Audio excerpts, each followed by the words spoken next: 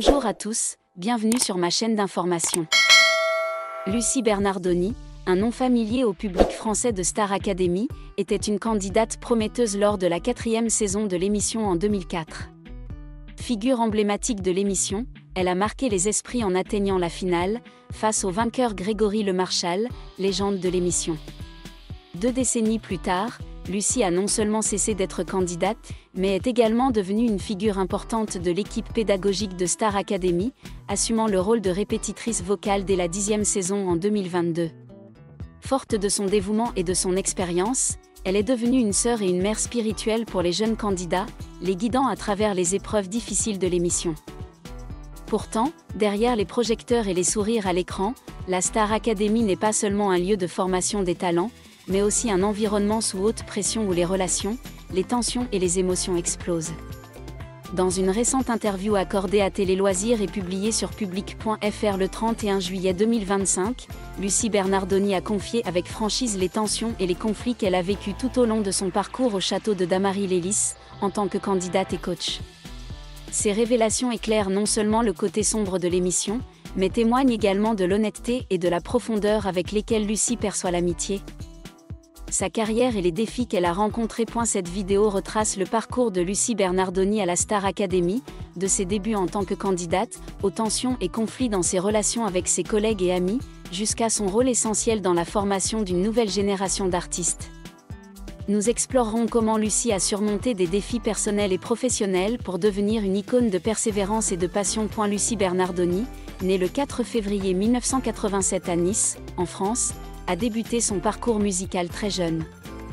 Dès 1997, elle a participé à un concours de chant sur RMC, marquant ainsi le début de sa carrière. Elle a ensuite continué à participer à des concours de chant locaux. Appris le piano, la batterie et s'est même lancée dans le doublage pour Disney Channel en 2001. En 2002, sous le nom de scène de Lucie Doni, elle a signé chez Atoll Music et a sorti son premier single, Je suis mes pas. Ses premiers pas ont posé les bases de son apparition remarquée dans la saison 4 de Star Academy en tout 00 four. Et la saison 4 de Star Academy a été particulière, non seulement grâce au talent des candidats, mais aussi grâce aux liens privilégiés qui les unissaient. Lucie, alors âgée de 17 ans, s'est rapidement distinguée par sa voix soul et sa sincérité à chaque prestation. Avec d'autres candidats comme Grégory Lemarchal, Karima Charny, Mathieu Johan et Sofiane, elle a formé un groupe d'amis très soudés, appréciés du public pour leur innocence et leur solidarité. Cependant, Lucie a également admis que la saison 4 n'était pas seulement faite de moments amusants. Dans une interview accordée à Télé Loisirs, elle a confié « Nous étions jeunes, un peu fous, et cela a créé un lien particulier. Mais tout n'a pas toujours été simple. Nous avons eu des moments de dispute, mais ces moments ont renforcé notre amitié. Le lien entre les candidats de la saison 4 a été renforcé par un événement bouleversant, le décès de Grégory Lemarchal en 2007, des suites d'une mucoviscidose. Grégory était non seulement un ami, mais aussi une grande source d'inspiration pour Lucie et les autres membres de l'équipe. Après sa mort, Lucie et ses camarades de la saison 4 se sont unis pour soutenir la Fondation Grégory Lemarchal, une association à but non lucratif qui sensibilise et finance la recherche sur la maladie. Nous étions déjà très proches avant même la Fondation Grégory Lemarchal, a confié Lucie. La perte de Grégory n'a fait que renforcer notre appréciation mutuelle. Après avoir quitté la Star Academy comme candidate, Lucie a poursuivi sa carrière. Elle s'est impliquée dans divers projets musicaux, allant de l'écriture à l'interprétation, en passant par le doublage et l'enseignement. En 2013, elle a joué dans une publicité musicale pour la marque Eram, et en 2014, elle a suivi une formation de coach vocal au Studio des Variétés à Paris. Ces expériences lui ont permis d'acquérir les compétences nécessaires pour revenir à la Star Academy en 2022, mais cette fois en tant que coach vocal. Dans son nouveau rôle, Lucie est non seulement une mentor, mais aussi une grande sœur, toujours à l'écoute et au soutien des candidats. Elle a confié « Je comprends ce que vivent les jeunes, car j'ai moi-même vécu leur situation. La pression de la scène, du public et même de moi-même est énorme. Mon rôle est de les aider à surmonter ces difficultés. » Forte de l'expérience acquise lors de la saison 4 et d'un sens aigu du métier, Lucie est devenue un élément indispensable de la Star Academy. Contribuant à former de nouveaux talents comme Pierre Garnier, vainqueur de la saison précédente, et d'autres candidats des dernières saisons. L'une des révélations les plus marquantes de l'interview de Lucie avec Télé Loisirs concernait sa relation avec Karima Charny, une amie proche de la saison 4 qui co-anime désormais Star Academy. Si elles entretiennent une solide amitié depuis plus de 2 décennies, Lucie admet que les choses n'ont pas toujours été faciles. Nous avons toujours été très directes l'une envers l'autre. Il y a eu des disputes, parfois même de grosses disputes, mais nous nous sommes toujours réconciliés. C'est comme ça que notre amitié fonctionne, a-t-elle confié. Ces conflits, selon Lucie, sont naturels dans un environnement aussi stressant que la Star Academy. Le château de Damary-Lélis, où les candidats et l'équipe de production vivent et travaillent ensemble, est comme une immense fournaise où les émotions peuvent facilement déborder. Quand on vit avec un groupe 24h24 et 7j7, sous la pression des performances et des plannings serrés, il y a forcément des moments de tension, explique Lucie. Elle souligne cependant que ces disputes ne fragilisent pas leur amitié, mais les font plutôt s'apprécier davantage. Karima Charny, désormais co-animatrice avec Nikos Aliagas, a également participé à la saison 4. Leurs retrouvailles dans leur nouveau rôle dans Star Academy témoignent de la force de leur amitié nouée dès le début. En cas de problème, je sais que je peux appeler Karima ou n'importe quel membre du groupe de la saison 4 à tout moment. Ce n'est pas le cas de tous les groupes d'amis, confie Lucie. Outre les tensions dans sa relation personnelle, Lucie a également subi des pressions en tant que coach.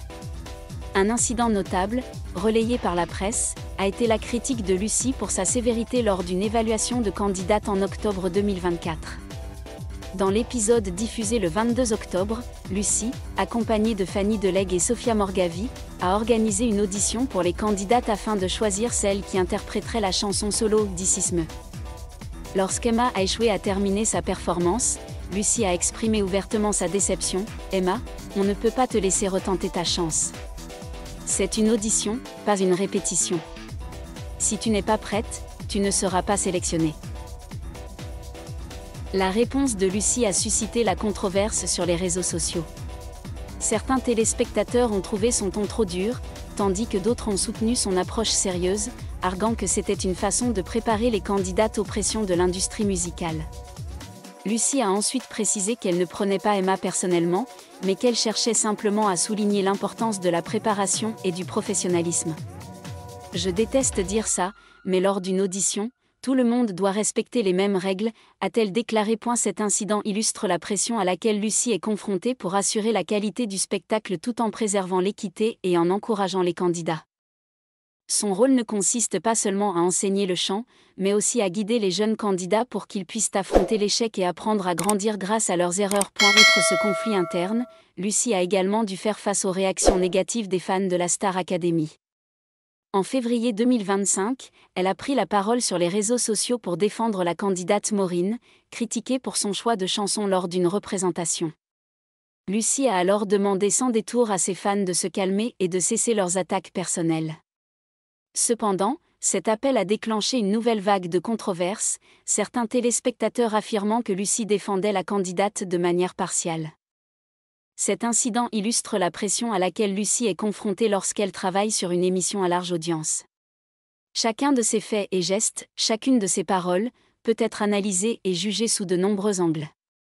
Cependant, Lucie reste toujours ferme, soulignant que son rôle est de protéger et de soutenir les candidats, en les aidant à développer non seulement leurs compétences, mais aussi leur esprit. En plus de son rôle à la Star Academy, Lucie Bernardoni a également participé à d'autres projets, notamment sa première apparition dans l'émission Fort Boyard le 2 août 2025. Lors de l'émission, Lucie et son équipe, composée de Karima Charny, Jean-Baptiste Marteau, Aurore Delplace, Norbert Tarrer et Michael Landreau, ont participé à une collecte de fonds pour l'association Grégory Le Marchal. Une expérience totalement inédite pour Lucie, qui avoue ne pas être une grande sportive. « J'ai une acrophobie, une peur des araignées, et je sais à peine nager. Mais j'ai essayé et j'ai adoré l'expérience », a-t-elle confié à Télé 7 jours. Dans Fort Boyard, Lucie a surpris le public par son courage et son esprit d'équipe. Elle a raconté avoir affronté des défis extrêmes, allant de l'escalade en hauteur à l'arrosage à l'eau froide. « J'ai beaucoup crié, et on s'est sûrement moqué de moi pour avoir pris 5 douches froides, a-t-elle dit en riant. Mais l'expérience n'était pas seulement amusante, elle a aussi permis à Lucie de découvrir une nouvelle facette d'elle-même. Je ne pense pas qu'une série télé puisse changer grand-chose. Mais dans Fort Boyard, on ne peut pas faire semblant. Il faut se regarder en face. La participation de Lucie à Fort Boyard a non seulement été pour elle l'occasion de se dépasser, mais aussi de continuer à diffuser le message de l'association Grégory Le Marchal. Ce fut également l'occasion pour elle de retrouver Karima Charny, renforçant ainsi leur lien privilégié. Outre son travail à la Star Academy et à Fort Boyard, Lucie est également activement impliquée dans des projets musicaux. En avril 2025, elle a annoncé avoir écrit les paroles de la chanson originale du film Vacances forcées, en collaboration avec le musicien Mathieu Gonnet, figure familière de la Star Academy. Cette chanson, interprétée par Flo Mallet, ancien candidat de The Voice, était la première en italien pour Lucie, marquant ainsi une nouvelle étape dans sa carrière d'auteur-compositrice. Écrire sur les amitiés et les familles que nous choisissons a été une expérience très enrichissante. Je remercie Mathieu d'avoir cru en moi, a-t-elle partagé sur Instagram. Lucie a également participé à un autre projet musical, l'enregistrement d'une chanson de Nina Simone pour célébrer le 70e anniversaire de Yamaha.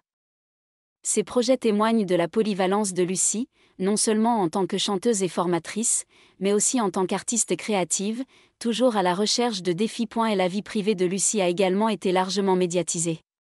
Fin 2023, elle a annoncé son divorce avec Patrice McTav, ancien candidat de la saison 1 de Star Academy, après 5 ans de mariage. Dans une publication Instagram, Lucie a déclaré « Nous n'avons jamais caché notre mariage, je ressens donc le besoin d'annoncer que Patrice et moi sommes divorcés depuis quelques mois maintenant, dans le respect et la bonne volonté. » Après son divorce, Lucie se serait rapprochée de Michael Goldman, le réalisateur de la Star Academy. Le 1er janvier 2024, elle et Michael ont été aperçus travaillant ensemble au château de Damary-Lélis, et leur proximité a suscité des rumeurs de relations amoureuses. Cependant, tous deux ont choisi de ne pas commenter ces rumeurs, se concentrant plutôt sur leur travail et leur amitié. Lucie est la mère d'une fille de 15 ans, née de son précédent mariage avec le musicien Pedro Alves. Dans ses interviews, elle a souvent cité sa fille comme une source majeure de motivation. « J'ai une fille qui a presque 15 ans, et cela me fait prendre encore plus conscience de ma responsabilité, non seulement en tant que mère, mais aussi en tant que mentor pour les jeunes candidats. » A-t-elle confié. Et la perte de Grégory Le Marchal a également profondément marqué la vie de Lucie. Elle a révélé avoir eu une brève relation amoureuse avec Grégory pendant leurs années à la Star Academy. « Je ne m'habituerai jamais à son absence », a-t-elle confié à Télé 7 jours. Le décès de Grégory a motivé Lucie à vivre pleinement, en saisissant chaque occasion de vivre ses passions et de soutenir ceux qui l'entourent. En tant que coach à la Star Academy, Lucie est devenue un modèle pour les jeunes candidats. Elle leur enseigne non seulement les techniques vocales, mais aussi la persévérance, le professionnalisme et la gestion de la pression. Je ne compare jamais les saisons de la Star Academy entre elles. Chaque saison a des talents uniques, et mon rôle est de les aider à briller à leur manière, a-t-elle déclaré. Lucie entretient également des liens étroits avec les anciens candidats, notamment ceux des saisons précédentes comme Pierre Garnier. Je garde contact avec chacun d'eux chaque semaine. Ils sont comme une famille pour moi, confie-t-elle. Ce dévouement lui a permis de construire un héritage musical, mais aussi d'inspirer les jeunes générations. Et la saison 4 de la Star Academy reste l'une des plus mémorables, non seulement grâce au talent des candidats, mais aussi grâce à l'esprit d'équipe dont ils ont fait preuve. Lucie, Karima Charny, Mathieu Joanne et Sofiane restent en contact régulier, organisent des rencontres et se soutiennent mutuellement dans leurs projets personnels. On est comme une famille.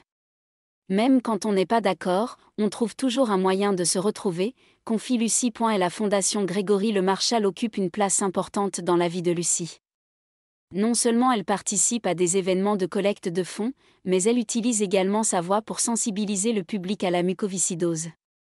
L'événement Fort Boyard en août 2025 en est un parfait exemple. Lucie et son équipe ont déployé des efforts considérables pour récolter des fonds pour la fondation. Lucie Bernardoni est bien plus qu'une ancienne candidate ou coach de la Star Academy. Elle est un symbole de persévérance, de passion et de dévouement. Depuis ses débuts au château de Damary-Lélis, confrontée à la pression d'une émission de télé-réalité, jusqu'à son rôle de mentor auprès de générations de jeunes artistes, Lucie a prouvé que le succès ne repose pas seulement sur le talent, mais aussi sur la sincérité et l'effort constant. Les tensions et les conflits qu'elle traverse, que ce soit avec des amis comme Karima Charny ou avec les candidats et les téléspectateurs, font partie de son cheminement vers la maturité. À chaque épreuve, Lucie apprend non seulement à les surmonter, mais aussi à en tirer des leçons pour inspirer les autres. Avec des apparitions à Fort Boyard, de nouveaux projets musicaux et un rôle irremplaçable à la Star Academy, Lucie Bernardoni continue d'écrire son histoire, une histoire de passion, d'amitié et de dévouement. Dès le lancement de la saison 13 de Star Academy le 18 octobre 2025, Lucie continuera de jouer un rôle essentiel dans l'émission, offrant conseils et inspiration aux nouveaux candidats. Forte de son parcours, Lucie Bernardoni est non seulement une figure emblématique du showbiz français, mais aussi un symbole de résilience et d'amour des arts. Merci à tous d'avoir regardé ma vidéo, laissez un commentaire et n'oubliez pas de vous abonner à ma chaîne.